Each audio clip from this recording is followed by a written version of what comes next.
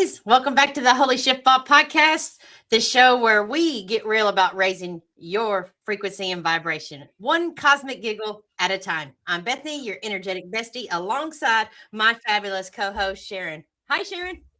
Hey, Bethany, how are you? Girl, doing well, doing well. Yeah, it's been an interesting week.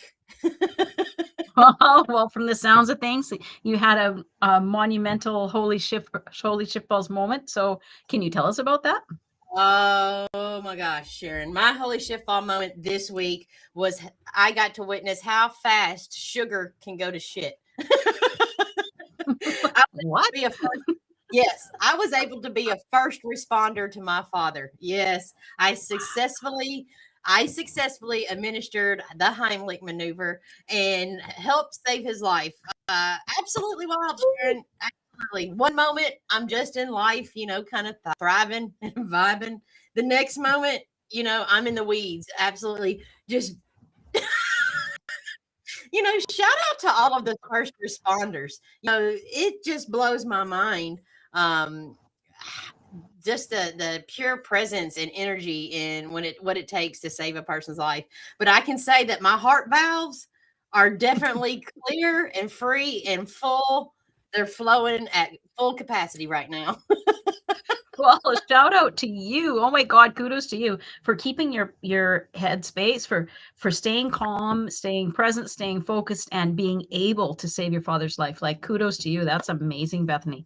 Holy Well, shiftballs, baby. That was a moment. yes, girl, it was. But how about you? What's going on in your world? What was your holy shit Well, balls moment?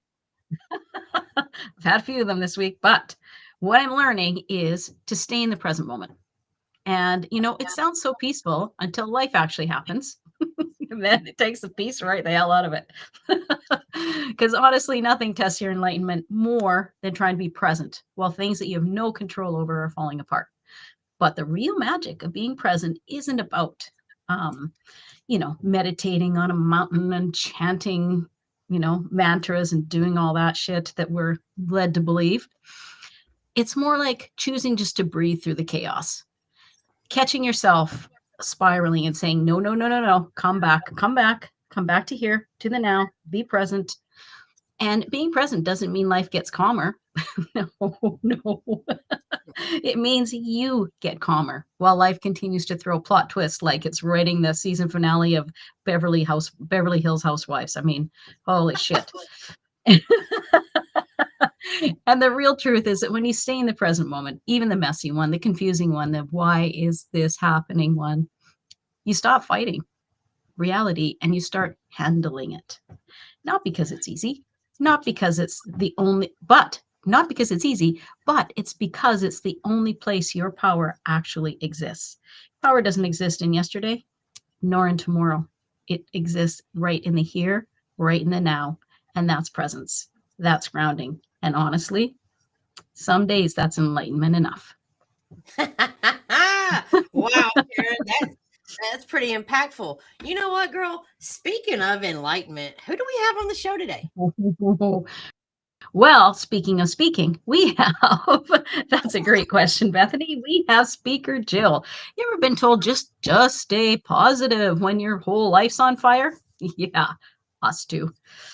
And this week we have speaker Jill, a breast cancer survivor, artist, and truth teller who's calling BS on the toxic positivity. And I can't wait to have this conversation. Come on in, speaker Jill. Hello, hello, hello. How are y'all Hello. today? We are Fabulous. And how are you? I'm good, and thank you so much for having me on. I too am looking forward to this conversation. awesome. So, Jill, describe for us and share with our audience, what was your holy shift ball moment that allowed you to shift your awareness and presence? I, as you mentioned, am a breast cancer survivor. So, for not just myself, but many people, that tends to be the kind of shift in your reality. And the largest thing that happened was my diagnosis of it. And it was like this time of the year, And I live in Texas. So if you're aware, allergies start to kick in, and I'm very seasonal with the allergies. And I had purchased Claritin, which I live on, literally took one this morning, but I'd taken a Claritin. And I bought them from a different store of like this off-brand kind. Didn't think anything about it. Well, during this process, I start having panic attacks. I'm talking tapping my leg, couldn't sit still. And it sort of started off like, and I never had them before. It started off slow, and I had one at the office, and then I came home, and then they just escalated to the point that a couple weeks of this, I was bumming Xanax off of my friends. And, my life was stressful, but normal stressful. I had a kid. I was dating a guy too young for me. Things, life. And one day I went to reach for that Claritin that I had bought after this 2 weeks of panic attacks. And I'm like, oh, that's what it was. It was the off-brand Claritin. I must have had some weird side effect from it. Oh, phew, crisis averted, right? Yeah, no. It was like my body screaming at me, hey, look over here, you have cancer. Because after that epiphanal self-diagnosis moment, my shift that next morning rolled over, felt a lump, and the rest was history. Wow. Did your panic attacks end once you found the lump? Did that eradicate them? No, it was the Xanax. Oh, okay.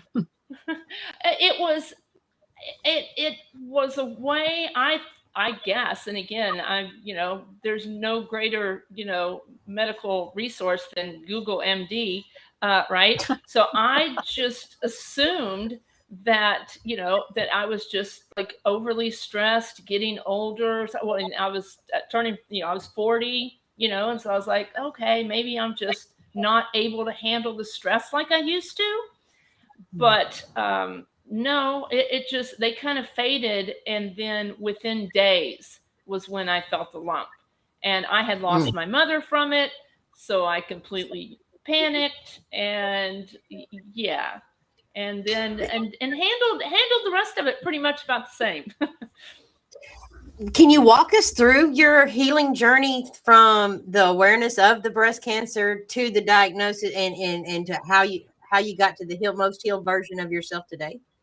Oh, sure. And, and like you mentioned, I think earlier, so I am someone that speaks on toxic positivity. Okay. I believe that positivity is overrated. And I got to that mindset and that mantra from everything I went through.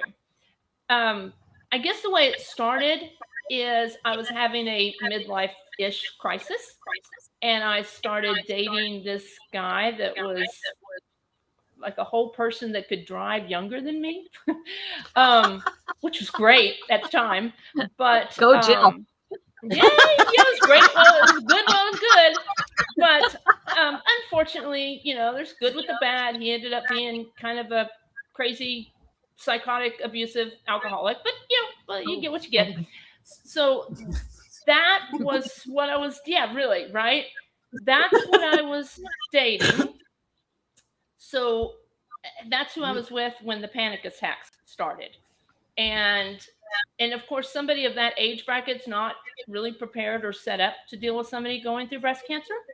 So when I first I first realized what was happening, I called the doctor, and he came, he said, "Oh, come in. You're young. I'm sure you're fine." And I was like, okay, good news. I go in, and they scheduled me a mammogram and a sonogram. And there was like a 3-hour difference in between. And so I go in for the mammogram, and the radiologist person, whatever you call them, she's like, "Oh, you're young. I'm sure you're fine." I'm like, okay, that's too good. Oh, we're doing good. And she comes out after the mammogram, and she goes, "You're scheduled for a sonogram later today, right?" And I said, "Yeah." She goes, "Well, you're here. Why don't we just go ahead and do that now?" And I swallow now, because that's when I knew. Because the hospitals and doctors do not do things, and they certainly don't reschedule to make your life easier. And I mean, I wanted to like sprint out of the hospital because I knew what was coming. And so that was kind of, that was the beginning of the journey. I used to have naturally curly, huge, big hair. And I remember kind of sitting in the doctor's office because I'd gone through surgery, had a mastectomy, and that was a whole other thing. But I remember going in for the chemo appointment, and I'm talking to the doctor. And the Peanuts character, the wah, wah, wah, wah, that's what I heard. Yeah. Like every third word I sort of heard. But I do remember him saying, well, maybe your hair will grow back in straight, because I was joking about how I always wanted straight hair and be careful what you wish for. So I said, yeah, I'm not that, lucky, right? But from the surgery, you kind of go through that, and then you look like, and I think one of y'all have kind of gone through this journey-ish. You look like an alien because you have all these tubes that's trying to drain all this gunk out of you, which they don't tell you about, on the little pink commercials, right? So I'm like, wandering around through that part. And then you go through the surgery. You really don't have any time to kind of get your head screwed on straight before you go through chemo. And I don't remember losing my hair. I know that I had permanently attached a bandana to my head for a long time until literally hair was growing out underneath it, because I just couldn't. It was like Linus with his blanket. I couldn't let it go. But during that whole journey, through the chemo and the crying and the yelling and the screaming and throwing stuff across the room and fighting with this, boyfriend, and my son was 10 at the time, and trying to be a mom and be present, like you were saying, I didn't realize that I was trying to push away toxic positivity the whole time. I didn't want people to tell me how strong I was. I wanted to ball up in a corner and cry. I didn't want people to tell me to fight like a girl. I'm a lover, not a fighter. It was all of the quintessential things that were happening to me that I'm like, I don't want that. I don't need that. And I fought my way through it without realizing that I was like, I don't want to hear it. Let me just kind of, cry and yell and scream at the universe, because that's the only way I knew how to deal. And I was back then, because this was 2006. The vernacular did not include the words gaslighting, love bombing, toxic positivity. All the things that I was going through with this guy at the same time I was going through cancer, I didn't have a word for it. So after the fact is when I started to go, oh, that's what that was. Oh, that's what he was doing. Oh, that all makes sense now. Once you have a name for it, it kind of helps you take ownership of it. And that's what I talk about. Yeah. As much as it sucked, you got to feel what you're going through. So what would you say is the difference between encouragement and emotional bypassing? The difference is listening to the person. Like if you're saying you're going to be okay, and you see that person's face go flat because they know you can't tell them that, that's the difference between you think you're saying something good. You think you're being encouraging, and they know that you just don't know what else to say. Be honest. Tell them how much it sucks. Tell them how, don't apologize. People are like, I'm so sorry. Why? You didn't give me cancer. You didn't, this isn't your fault. So there's so many terminologies that we have to realize. You know, when shit happens, you know, people wreck their car, or somebody passes away, or you get a bad, you know, like just something that's not going to kill you, but you get like some bad health thing. How many times have you said to somebody, well, at least it's not? All right. When you say the words at least to somebody, or at least you got through it, or at least you're going to live, and all these things, you have negated the entire process. You have taken away everything that they cried about, feared, worried about. So that's the difference, is that you think you're saying good things, like, oh, well, at least it's not that bad.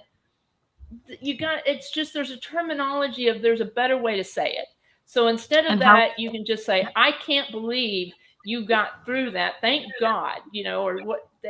There's just, and it's hard. It's really, really hard. So what does authentic resilience mean to you? Because that's a terminology that you like to use. What does authentic resilience mean? It is. Authentic resilience means to own your moment. If you are having a bad day, you know, say, I'm probably not in a good place to go out with you right now. I don't know if we can cuss on here. Yes, we do. Yes, we do. Yes, we do. I'm having a shitty moment. Our next segment's called Shift or Shit. So yeah, you go ahead. Okay. So how about this? You know, have you ever, or has anybody ever told you, oh, if you just come out with us, you'll feel better? Yeah. Okay? No. Sometimes there's a reason that sad movies exist. There's a reason that you scream, cry through songs when you're going through a breakup and the thing. You have to get that out of you, because authentic resilience is like, don't waste resilience on the wrong thing. Don't put yourself in a position that you have to fix. So that's like, resilience is like, you're really trying to get better. You're really trying to work through whatever is wrong, right? But when you have done something and you're like, oh my God, I yelled at this person and now I got to fix it. You know, we'll work through our friendship. No, don't be a shitty friend. Try to be a good friend, and then you don't have to try to make it better. So I just think if you're honest and you tell people no, that's empowering.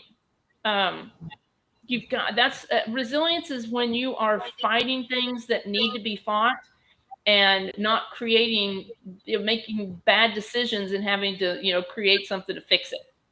Does that make sense? Yep. All right, Jill, we're fixing to toss you some scenarios. This is the shift or shit segment. And we're going to toss you a few scenarios. You tell us if it's shit, if it's shift if it's aligned and expensive, and total shit if it's out of there. That's just, no, that doesn't even make sense. All right. Okay. Yeah. All right. So the first one. All right. When your friend holds space instead of fixing you, is that a shit or shift? That's a shift. Yeah. There's no greater friend that shows up with a bottle of wine and just lets you just vent. Mm-hmm. Okay. Excellent. Okay. Jill, what about when a family member says, we don't talk about that? Is that shit or shift? That's absolute shit. That is just trying to, that's not giving you a voice. That's taking away your opinion. And they're trying to, they think they're trying to keep the peace, but they're just making you keep shit inside that is eventually going to come out. Yes. All right. When a workplace says we're all family, but won't let people feel things. Okay. Well, that is the definition of most families. So yeah, that's the worst thing in the world. Screw that. No, that is just that. What's my? Oh, that's shit. Okay. Because no. I mean, I could go into a whole long drawn out thing. But you know what is awful is when I owned my escape room, which that's a whole other conversation for another time. And I had these kids that were working for me that I love and still hold dear to my heart. I did. I felt like they were family, and I had to stop myself from saying things like that. The worst thing a business can do for you is buy you pizza and give you, branded merch, because it's just a way for the, especially when they buy you that free lunch, that's just a way for them to keep you at your desk. So yeah, no, I don't buy that whole family work scenario crap. Okay.